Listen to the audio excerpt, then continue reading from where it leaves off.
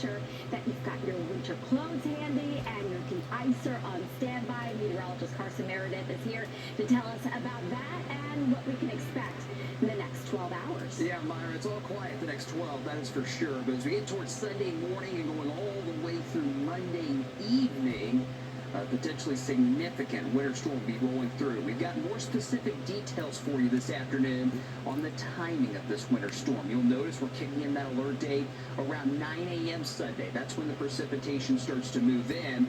And models are suggesting today that some of that precipitation may not be done until after dinner time Monday night. So this could be close to a 36-hour-long winter storm. We will see significant ice across parts of Wave Country. Where? That remains to be nailed down, if you will. Some of you will also see significant amounts of heavy snow. All of those types of winter weather, snow, sleet, freezing rain, will cause significant travel issues as we get towards Sunday afternoon, Sunday night, and Monday. And especially where we see the worst of the ice, that's where we might have some power outages come into play. Now, this system is just now moving on the shore, that is, of the West Coast. You can see rain across Washington, Oregon, down to California.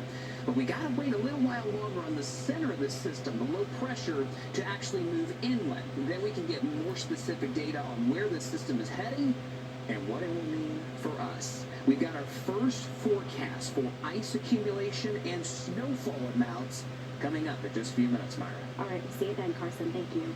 Meanwhile, JCPS and city leaders, they're keeping a close eye on the potential incoming winter weather. Louisville Metro Public Works says that members of their snow team, they have been working since Tuesday to prepare, and that includes checking equipment and then making plans to cover all 110 snow routes.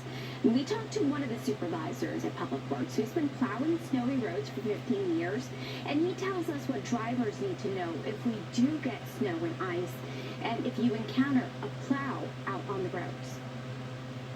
Give us all the space we look like we need and inside. There are times where you can't see our brake lights because they're covered up with snow and ice. There are times where we need to shift our loads of salt in our beds where we're going to raise our bed up and we're going to have to come to a stop. Give us room to work. Don't ride our tail. Give us a little bit of time. Take your time. Don't speed. And as for students, if they're going to have school on Monday, JCPS says that they're continuing to monitor the forecast, and they are frequently talking to the National Weather Service. The district has their own snow team who will drive bus routes to check conditions. And the crews report back on road conditions and any damage that they see that would impact students and staff safely getting to and from school. And JCPS says their teams also monitor all 155 plus of their school buildings to check for power, internet, heat, and any damage.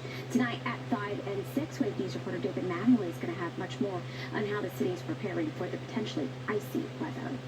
And be sure to keep the Wave Weather app close over the next few days as we get through these alert days. You can find hour-by-hour forecasts and submit photos of what the weather is looking like in your backyard. It's completely free for Apple and Android devices. Well, now to a statewide manhunt underway in Indiana for the man police say shot an Orange County deputy overnight. Indiana State Police, they're currently looking for this man, 33-year-old Austin Shepers. Wave News reporter Marissa Burke has the details from Orange County.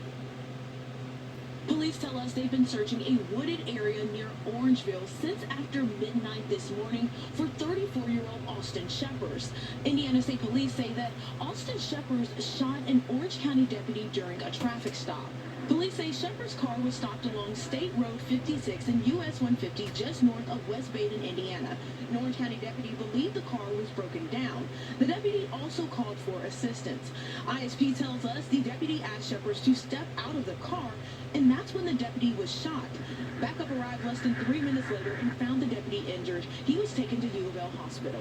Police found Shepard's car abandoned near Orangeville, and they've been checking the wooded area and asking people to call in tips. Right now, we're not sure what he's wearing because they've had time to change. We ask that people not to get out around and walk around the woods and let strange people into their houses right now because we don't know the status of this individual. According to police, body camera video shows Shepherd was not in the car alone. They say a female was there with him, and they found that female near the wooded area in Orangeville. Police tell us that she is being questioned about Shepherd's whereabouts. Marissa Burke, Wave News. Breaking right now, House Representative Mike Johnson has been reelected as the House Speaker, seemingly avoiding a repeat of last time when it took quite some time to elect a Speaker. Current Speaker, Republican Mike Johnson, won his party's nomination in November and then was endorsed by President-elect Trump. But he faced some pushback from fellow GOP members today after several lawmakers didn't vote for him at first. Two Republicans who didn't vote for him eventually changed their minds. Kentucky's Thomas Massey vowed to vote against Johnson because of the Republicans' slight 219 to 215 majority. Just two Republican no's votes would have been enough to block the vote. Now, before today's vote this morning, Johnson said that we don't have time for drama. This election is not just about one person. It's about moving forward with the America First agenda. The mandate was given by the American people, by the electorate. President Trump got 77 million votes. The House Republicans got almost 75 million. It's a record number. They are expecting us to get to work, and we don't have time for drama. So my simple message to my colleagues is make suggestions about process improvements. We're open to that at all times, but I don't make deals with anyone. There's no quid pro quo here. And this comes as Republicans take over the majority of both the House and the Senate in Congress. Meanwhile, Kentucky Congressman Morgan Garvey says today's vote could set the tone for how the next couple of years could look like in D.C. Look, I'm always going to be an optimist when it comes to these things. But the Republicans have an opportunity today. They're going to set the tone. And they can show us whether they want to work with Democrats to move an agenda forward for the American people, or whether they want to cater to the extreme MAGA parts of their party.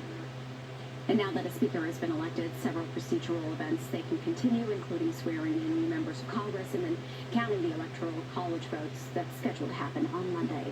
Coming up next at 3, the very latest on the victims in Wednesday's deadly terrorist attack in New Orleans. You're going to hear how the city is honoring those killed. Plus, the FBI is offering a hefty reward for the man they believe planted pipe bombs ahead of the January 6th attack on the Capitol. We're going to break down the details when we come back. Oh, hey, with Zine, you can stream free local TV from all over the country. Zine speaks for itself. It doesn't need a celebrity spokesperson, but they promised me I could do this. Zine, always local, always free. Hey, Rachel, want to be my date to the Golden Globe? Yes, I wouldn't miss it for the world. Hey, Mark and Rachel, see you on the red carpet. See you on January 5th at 6:30 p.m. Eastern, 3:30 p.m. Pacific.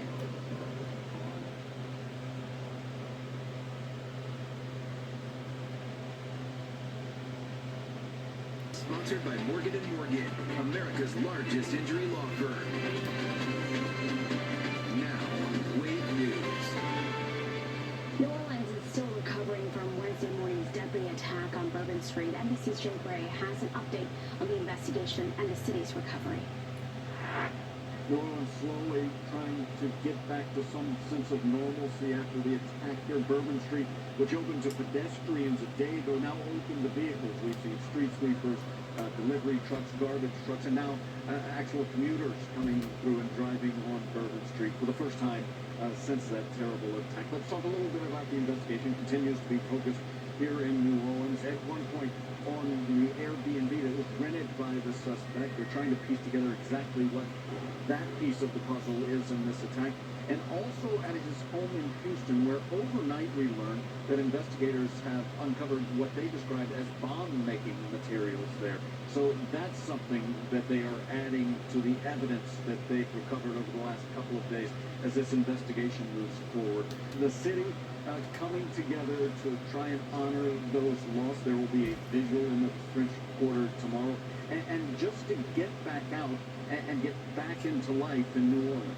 We're still here. We're not going to be scared or terrorized. We can still, live our lives. And just one crazy guy or, a lot of people can't stop that. So we're resilient, and New Orleans is going to keep going like we always did.